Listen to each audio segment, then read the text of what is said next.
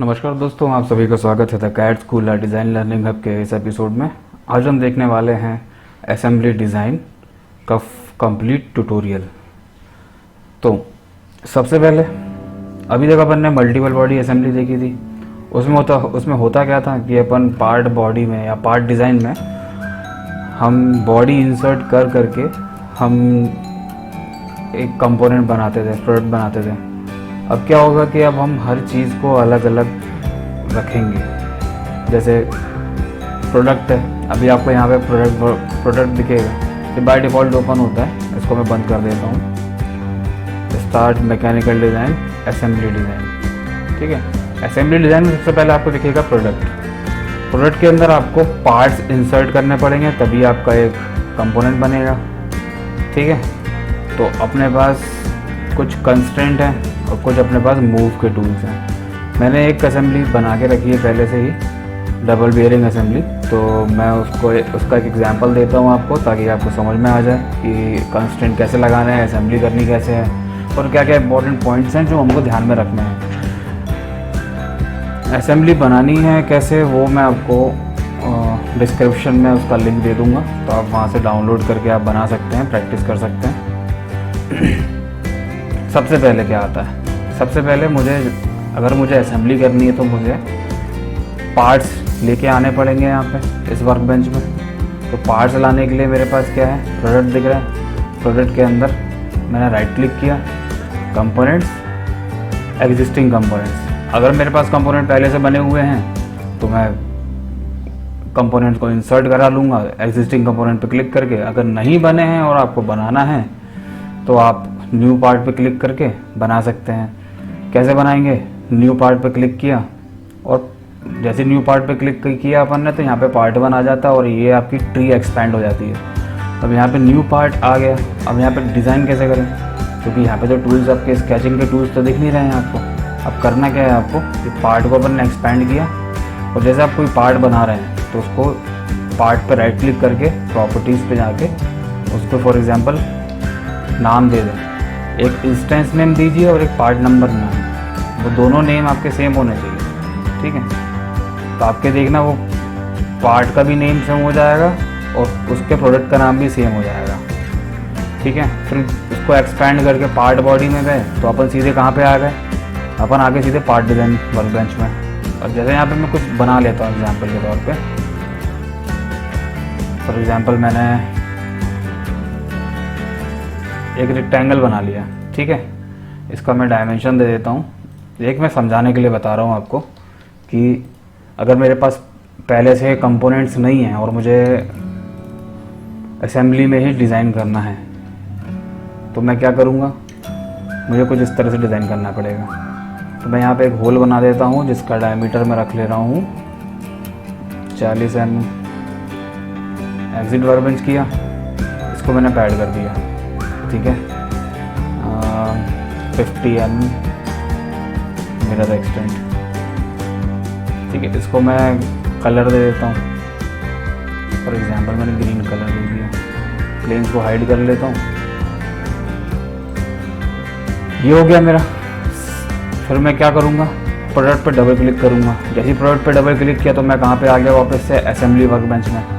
अब मेरे को ये तो मेरा एक पार्ट हो गया। अब मुझे सेकंड पार्ट इंसर्ट कराना है तो इंसर्ट पे क्लिक किया, न्यू पार्ट, फिर प्रोडक्ट को क्लिक किया तो अपने पास एक सेकंड पार्ट आ जाएगा। इसको यस कर देना, प्रॉपर्टीज़ पे गए, इसको मैंने पार्ट नंबर 2 दे दिया। ठीक है, 2 अप्लाई, देन ओके। मैंने इसको एक्सपैंड किया और पार्ट बॉडी पे डबल क्लिक किया। जैसे ही पार्ट बॉडी पे डबल क्लिक करूँगा तो ये अपन पार्ट 2 के पार्ट डिज़ाइन में आ जाएंगे। तो अब क्या करना पड़ेगा, फॉर एग्जांपल मैंने यहाँ पे एक शाफ्ट बना ली, इसका डायमीटर मैं रख रहा हूँ 40। ठीक है, इसका लेंथ मैंने रख दिया 75 मिरर एक्सटेंट। ठीक है, इसका कलर मैंने दे दिया जैसे ऐसा कुछ। ये हो गया मेरा। अब मैं प्रोडक्ट पे जा रहा हूँ मैं, तो अब देखेंगे आप कि मेरे पास दो पार्ट्स है मेरे पास। ठीक है, अभी तो क्या है कि इसमें अभी अपन ने कुछ असेंबली का कंस्ट्रेंट नहीं लगाया है। सबसे पहली बात मुझे असेंबली करने के लिए सबसे पहले किसी एक पार्ट को फिक्स करना पड़ेगा ताकि वो मूव ना हो। तो मैंने अगर फिक्स कर लिया इसको, ब्लॉक को, अब अगर मुझे कंस्ट्रेंट लगाना है, कंस्ट्रेंट लगाने के लिए मैंने क्या किया, ये मेरे पास पहला कंस्ट्रेंट आता है, वो है कोइंसिडेंस कंस्ट्रेंट। कोइंसिडेंस कंस्ट्रेंट करता क्या है, कोइंसिडेंस कंस्ट्रेंट किसी भी होल की एक्सिस और शाफ्ट की एक्सिस, जो सेंटर पॉइंट, जो सेंटर लाइन होती है इनके जो सेंटर लाइन होगी, जो सेंटर पॉइंट से अगर मैं एक्सिस ड्रॉ करूँगा तो कुछ एक एक्सिस लाइन बन के आएगी। तो एक किसी भी होल की एक्सिस और एक शाफ्ट की एक्सिस को कोइंसाइड कराता है। तो अगर मैं यहाँ पे इसको डोंट प्रॉम्प्ट कर देना, अगर मैं शाफ्ट की एक्सिस, अब देखो शाफ्ट की एक्सिस सेलेक्ट करने का तरीका क्या है, आपको ये सर्कमफ्रेंस नहीं सिलेक्ट करना है, आपको जो कर्व्ड फेस दिखेगा ना, जैसे ये मेरे को कर्वेचर दिख रहा है इस फेस में, मैं अगर जैसे ही इसके ऊपर ले जाता हूँ तो देखेंगे आप एक एक्सिस लाइन ब्लिंक कर रही है। मुझे एक एक्सिस लाइन जो ब्लिंक कर रही है, मैंने उस पर क्लिक किया, ठीक है। और ये आप फेस पे मत ले जाना, आप सीधे कर्व्ड जो सरफेस रहेगा उसको सिलेक्ट करना, आपकी एक्सिस अपने आप हाईलाइट हो जाएगी। मैंने वो एक्सिस सेलेक्ट कर ली। उसके बाद करना क्या है, मुझे अपडेट करना है। अपडेट किया तो आप देखेंगे कि आपके जो शाफ्ट है वो ब्लॉक में इंसर्ट हो गई है।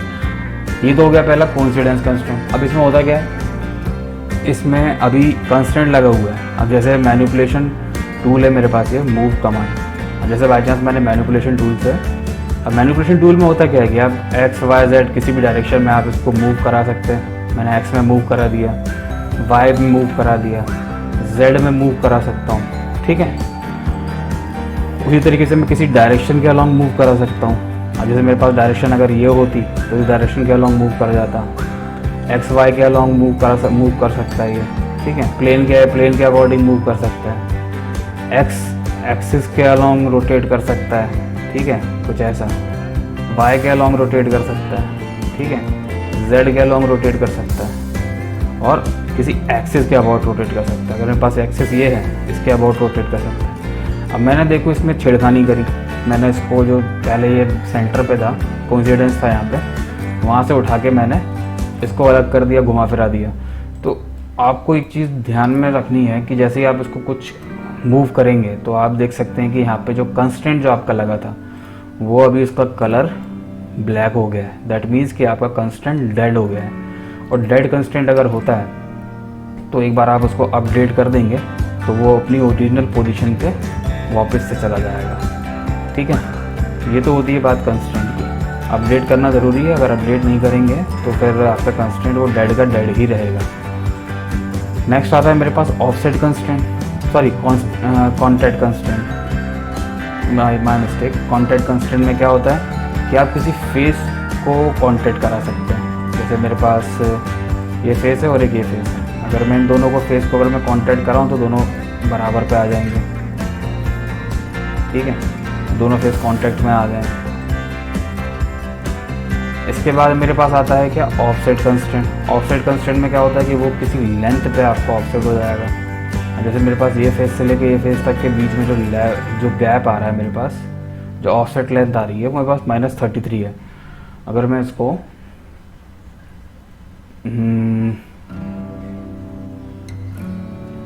-25 कर दूं, ठीक है, तो आप देखेंगे कि ये आपका -25 mm ऑफसेट हो गया अंदर की तरफ, ठीक है। इसके बाद मेरे पास आता है एंगल कंस्ट्रेंट। एंगल कंस्ट्रेंट करता है क्या, किसी एंगल पे आपको रखना हो तो, अब जैसे यहाँ पे किसी एंगल पे रखने के लिए तो मुझे कुछ थोड़ा सा ऐसा कुछ करना पड़ेगा।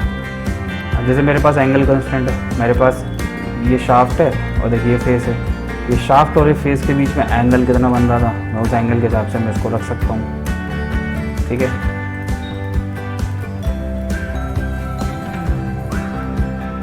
130 मैंने 120 डिग्री दिया तो ये कुछ एंगल पे आ जाएगा ऐसे। इस तरह से आप रख सकते हैं, 90 डिग्री भी कर सकते हैं, 180 भी कर सकते हैं, ठीक है। कुछ इस तरह से आप एंगल दे सकते हैं। तो ये कुछ बेसिक चीज़ें हैं कंस्ट्रेंट की और मूव की, जिससे आप अपने कंपोनेंट्स को मूव करा सकते हैं और अच्छे से आप इनको कंस्ट्रेंट कर सकते हैं। अब बात आती है कि ये तो एक बात होगी कि प्रोडक्ट में आपको पार्ट इंसर्ट करके आपको कैसे असेंबली करनी थी, ये तो आपने देखा। अब मेरे पास ऑलरेडी कंपोनेंट्स हैं, मैंने क्या कर लिया, फाइल में जाके न्यू फाइल ओपन कर ली मैंने, ठीक है।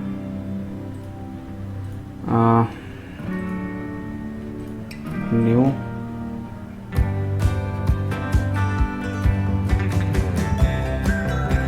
यहाँ से नहीं, इसको बंद करो,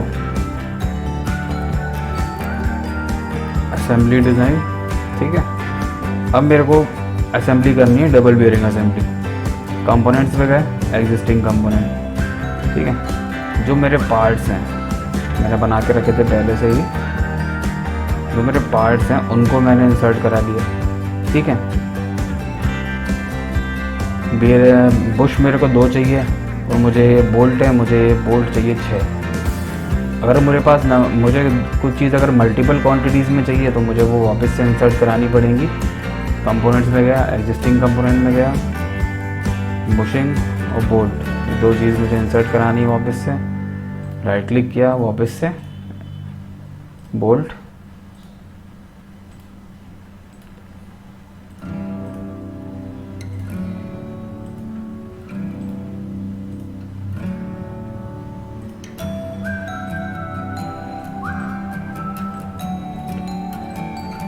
ठीक है। अभी इंसर्ट मैंने करा लिए हैं। अभी क्या कर रहे हैं अपन कि अभी देखो ये सारे के सारे कंपोनेंट अभी एक के ऊपर एक ओवरलैप है। अभी ओवरलैप है तो मुझे इन सबको सबसे पहले अलग अलग करना है। अलग अलग करने के लिए मेरे पास मैनिपुलेशन टूल है, मैनिपुलेशन टूल पर क्लिक किया मैंने और मेरे पास डायरेक्शन हैं। मैंने अगर किसी एक कंपोनेंट को एक्स डायरेक्शन में आगे कर दिया, एक को मैंने -x में कर दिया,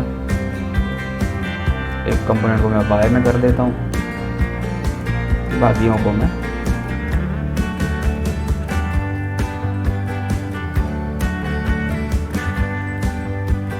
एक बोल्ट और इंसर्ट करा लेते हैं तो अपना पूरा असेंबली कंपोनेंट्स रेडी हो जाएगा, ठीक है। इसको एक मैनिपुलेशन टूल से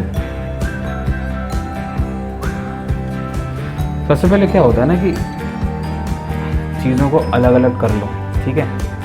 अलग अलग कर लिया, देख लिया कि कंपोनेंट्स कितने अपन को यूज़ करने हैं, ठीक है। अब सबसे पहले करना क्या है, फिक्स करना है किसी एक पार्ट को। मैंने कर लिया, ये बेस को मैंने फिक्स कर लिया, ठीक है। बेयरिंग 1, बेयरिंग 2, सेंटर मुझे कौन साइड करना है इसका, मतलब इसका सेंटर और इसका सेंटर, मुझे इन दोनों को सेंटर मैच कराने हैं तो कोइंसिडेंस कंस्ट्रेंट पे क्लिक किया। शाफ्ट की जो कर्व्ड सरफेस रहेगी उस पर मैं अपना कर्सर ले जाऊंगा तो हाईलाइट हो जाएगी एक्सिस, वो सेलेक्ट कर लिया और इस पर क्लिक करूंगा तो हाईलाइट हो जाएगी। आप एक साथ 2 कंस्ट्रेंट को भी यूज़ कर सकते हैं। अभी मैंने कोइंसिडेंस कंस्ट्रेंट किया है, इसी के साथ मैं कॉन्टैक्ट कंस्ट्रेंट भी यूज़ कर सकता हूँ। कॉन्टैक्ट में क्या होना चाहिए, कॉन्टैक्ट में मैं ला रहा हूँ ये वाला फेस और ये फेस, ठीक है। अपडेट किया तो आप देखेंगे कि आपका वो जो बुशिंग है वो आपकी उठ के सीधे उस फेस पे आके आ जाएगी। नेक्स्ट आते हैं अपन, यही चीज़ अपन इसके साथ करते हैं और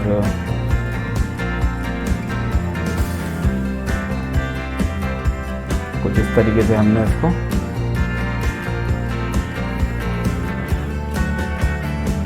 असेंबल कर लिया।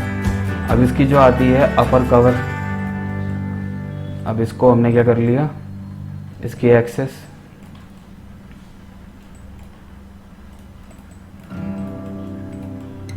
और एक इसकी एक्सेस, ठीक है। कॉन्टैक्ट में लाते हैं फेस, ये वाला फेस और एक ये वाला फेस,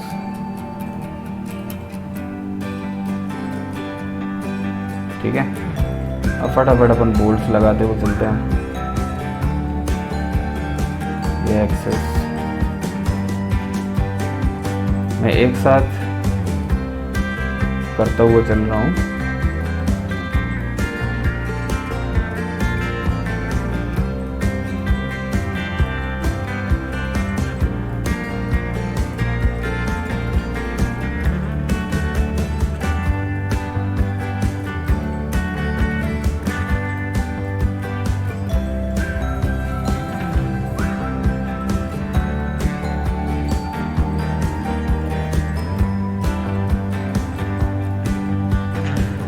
थोड़ा सा ध्यान देना कि आप एक ही होल में दो दो बोल्ट कोइंसाइड नहीं कर दें।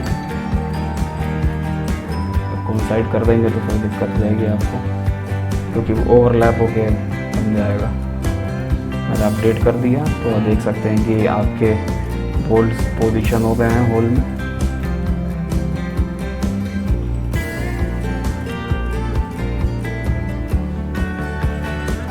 कुछ इस तरीके से, ठीक है। ये होगी मेरी असेंबली कंप्लीट, ठीक है। मैंने कंस्ट्रेंट को हाइड कर दिया फाइनली। अब सबसे पहली बात कि अपन इसको सेव करते कैसे हैं। देखो, सेव करने का तरीका है, कंट्रोल एस नहीं चलेगा यहाँ पे एक सेव करने का तरीका ये होता है कि हमको सेव मैनेजमेंट यूज़ करना पड़ेगा। सेव मैनेजमेंट का मतलब क्या कि अब अगर अपन कंट्रोल एस करते हैं, कंट्रोल एस करेंगे तो क्या होगा। जैसे मैं एक नया फोल्डर यूज़ करता हूँ, फोल्डर 1 का नाम डाल दिया मैंने, और इसमें मैंने प्रोडक्ट 1 को सेव कर दिया ठीक है। तो क्या होता है कि प्रोडक्ट 1 में जैसे अगर आपने क्लिक किया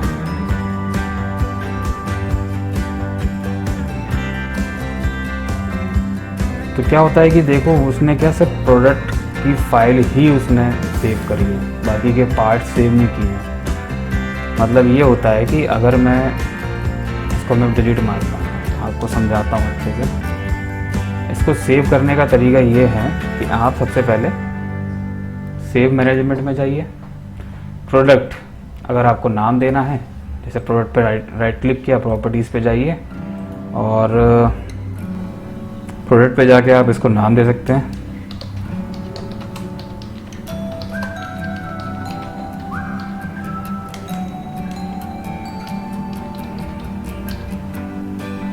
ठीक है, इसको नाम दिया अपन ने। अब करना क्या है, सेव मैनेजमेंट में जाके सेव एज, जो 1 वाला फोल्डर बनाया था वहाँ पे मैंने नाम इसका चेंज कर दिया सेव। वो जो फाइल है आपकी वो सेव हो गई है वहाँ पे। उसके साथ जो मेरी जो फाइल्स हैं बाकी की जो पार्ट्स हैं, इसको भी सेव होना ज़रूरी है। तो इसको कर दूंगा क्या, बाकियों को प्रोपोगेट डायरेक्टरी कर दूंगा। तो देखो, सबकी आपकी लोकेशन सेम हो जाएगी। फिर सेव ओके किया तो आपकी ये सारी की सारी फाइल सेव हो चुकी है। देखते हैं कैसे। 1 नंबर वाला फोल्डर था ये इसमें देखिए डबल बियरिंग असेंबली पे डबल क्लिक करूँगा तो देखिए ये फाइल आपकी ओपन हो जाएगी। ठीक है, क्या होता है अभी तो आपको ये समझ में आ रहा है। ठीक है, अगर आपने कंट्रोल एस करके सेव किया और वो फाइल अगर आपने किसी अपने फ्रेंड को अगर आपने शेयर करी तो वो प्रोडक्ट की फाइल जब ओपन करेगा ना तो उसको कुछ दिखेगा नहीं, उसको लिंक्स टूटे हुए दिखेंगे। अच्छा, क्या होता है जैसे मान लो कि मैंने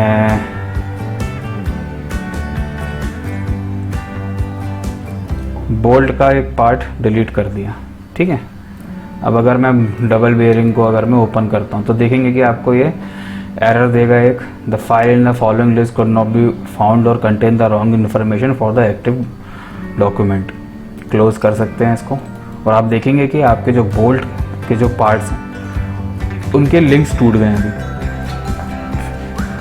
मतलब वो अभी यहाँ पे अपीयर नहीं हो रहे हैं। तो उनको कैसे अपीयर कराना है, बाय चांस कभी गलती से डिलीट हो जाता है तो उसको आपको रिप्लेस कराना पड़ेगा। मैंने बोल्ट 3 पे क्लिक किया, कंपोनेंट पे गए, इसको रिप्लेस कंपोनेंट पे क्लिक किया अपन ने और बैक वाले फोल्डर में जहाँ पे मेरे पास बोल्ट का फाइल हो ओपन कर सकते हैं और इसको अपन जो कंस्ट्रेंट लगे थे पहले वो कंस्ट्रेंट अपन ने दे दिए। तो देखेंगे कि आपके पास पूरे बोल्ट उसी पोजीशन पे आ जाते हैं और इसको सेव मैनेजमेंट से सेव कर सकते हैं। ठीक है, एक ये तरीका है, सबसे अच्छा तरीका यही है। और कभी भी सेव क्या बोलते हैं, कभी भी अगर आपको असेंबली किसी को सेंड करनी हो तो असेंबली सेंड करने के लिए आपको करना क्या है, सारे पार्ट्स को आपको राइट क्लिक करके एक कंप्रेस करना पड़ेगा। आपको राइट क्लिक करके कंप्रेस करना पड़ेगा और कंप्रेस करने के बाद आप इसको सेव करके मेल कर सकते हैं किसी भी अपने फ्रेंड को। सिंगल पार्ट करके मेल नहीं करना, तो वो सामने वाले के सिस्टम में वो फाइल ओपन नहीं होगी। अब आते हैं तीसरी चीज़ पे। तीसरी चीज़ क्या है कि आप एडिटेबल कैसे कर सकते हैं इसको। एडिटेबल करने के लिए देखो सबसे पहले मुझे चेक करना पड़ेगा कि अब देखो मैं एडिट करूँगा कैसे, उसके पीछे एक रीज़न भी होना चाहिए। अब देखते हैं यहाँ पे क्लियरेंस कॉन्टैक्ट क्लैश कैसे होता है। अब मेरे को चेक करना है कि कौन कौन से पार्ट कॉन्टैक्ट कर रहे हैं, कौन कौन से पार्ट क्लैश कर रहे हैं। अप्लाई किया तो देखेंगे यहाँ पे कॉन्टैक्ट कर रहे हैं ठीक है, मगर क्लैश कर रहे हों तो उसके लिए अपन को थोड़ा सा करना पड़ेगा।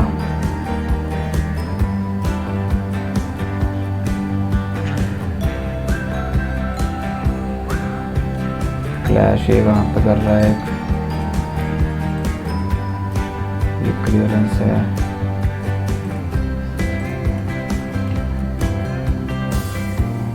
तो देखते हैं जूम करके कि क्लैश कहाँ पे कर रहा है।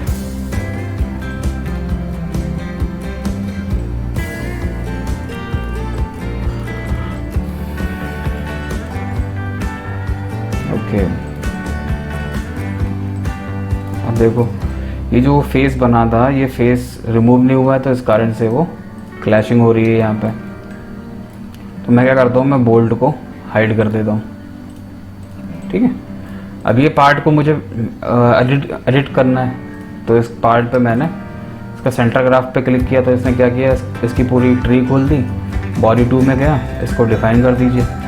डिफाइन करने के बाद मैंने अब रिमूव फेस किया। ये फेसेस जो मुझे रिमूव करने चाहिए थे, जो कि नहीं हुए हैं, इनको रिमूव कर देते हैं। तो आप देखेंगे कि फेसेस रिमूव हो गए, अच्छी बात। डबल बेयरिंग असेंबली में गए, वापस से डबल क्लिक किया तो असेंबली डिज़ाइन में आ गए। अब सीधे बैकग्राउंड में जाके शो करा लीजिए इसको। शो कराने के बाद एक बार वापस से क्लियरेंस कॉन्टैक्ट क्लैश चेक करते हैं। क्लियरेंस है, क्लियरेंस है, क्लियरेंस है।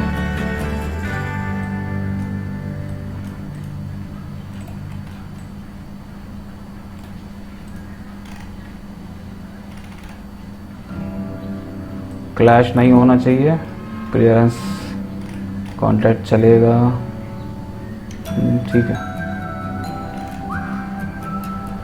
ओके प्रेस किया। आप इसका सेक्शन व्यू भी देख सकते हैं। यहाँ पे आपके पास ये सेक्शनिंग का ऑप्शन है। अगर मेरे को सेक्शनिंग करके देखना हो तो मैं इस विंडो को थोड़ा छोटा करता हूँ और इस विंडो को थोड़ा सा बड़ा करता हूँ। अभी क्या कर रहा है ये, अभी जो प्लेन जहाँ पे आ रहा है ये, अब देखो प्लेन पे अगर मैं ऐसे आगे बढ़ाता हूँ तो देखेंगे कि आप इस सेक्शनिंग इसका दिखाएगा आपको। ठीक है, इसको मैं जैसे जैसे इसको आगे बढ़ाता हूँ तो आपको तो पूरा डायनेमिक सेक्शन करके दिखाएगा आपको ये। तो कहीं पे कोई क्लैश हो रहा हो तो आप इसको देख सकते हैं असेंबली में, आपको यहीं से देखने में समझ में आ जाएगा। ठीक है, एक्सिस भी चेंज कर सकते हैं आप। पोजीशनिंग पे क्लिक किया, वाई के अलॉन्ग भी कर सकते हैं आप।